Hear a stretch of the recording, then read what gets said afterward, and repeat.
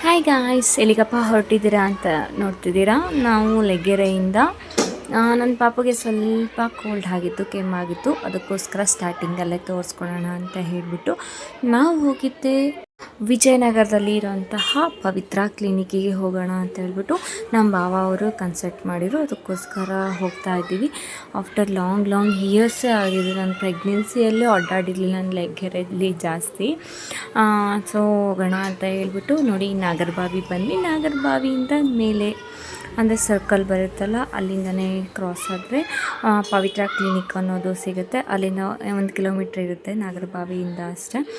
ತುಂಬಾ ಚೆನ್ನಾಗಿರುತ್ತೆ, ತುಂಬಾ ಚೆನ್ನಾಗಿ ನೋಡಿದರು ಡಾಕ್ಟ್ರು. ಮಹೇಶ್ MC ಡಾಕ್ಟ್ರು ಅಂತ ಹೇಳ್ಬಿಟ್ಟು ಪುಟ್ಟ ಮಕ್ಕಳಿಗೆಲ್ಲ ನೋಡ್ತಾರೆ. ಹಾಗೆ ಅದ್ರ ಪಕ್ಕದಲ್ಲೇ ಗೈನಕಾಲಜಿಸ್ಟ್ ಡಾಕ್ಟ್ರೂ ಇದ್ದಾರೆ, ತುಂಬಾ ಚೆನ್ನಾಗಿ ನೋಡ್ತಾರೆ.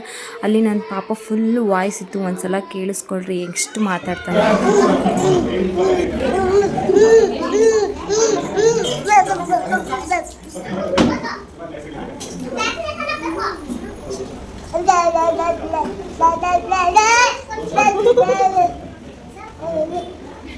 ಸೊ ಅಲ್ಲಿಂದ ಮೆಡಿಸನ್ ಬರ್ಕೊಟ್ರು. ಅವ್ನು ಆರಾಮಾಗೇ ಇದ್ದ, ಆ್ಯಕ್ಟಿವಾಗೇ ಇದ್ದ. ಸೊ ಅದಕ್ಕೋಸ್ಕರ ಇನ್ನೂ ತೊಂದರೆ ಇಲ್ಲ ಅಂತಂದರು. ವೆದರ್ ಚೇಂಜ್ ಆಗಿರೋದಕ್ಕೆ ಹಂಗಾಗಿದೆ ಅಂತಂದರು.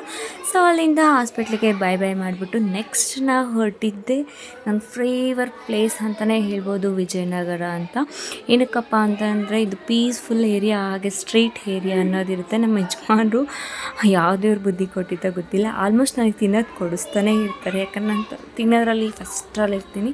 ಅದಕ್ಕೋಸ್ಕರ ನಮ್ಮ ಯಜಮಾನರು ಸ್ಟ್ರೀಟ್ ಫುಡ್ಡಿಗೆ ಹೋಗೋಣ ಅಂತ ಹೇಳ್ಬಿಟ್ಟು ಅವ್ರ ಬಾಯಿಂದ ಅವರೇ ಹೇಳ್ಬಿಟ್ರು.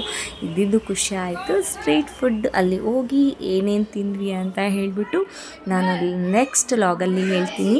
ನೆಕ್ಸ್ಟ್ ಲಾಗ್ ತಪ್ಪದೆ ನೋಡಿ. Thank you, bye.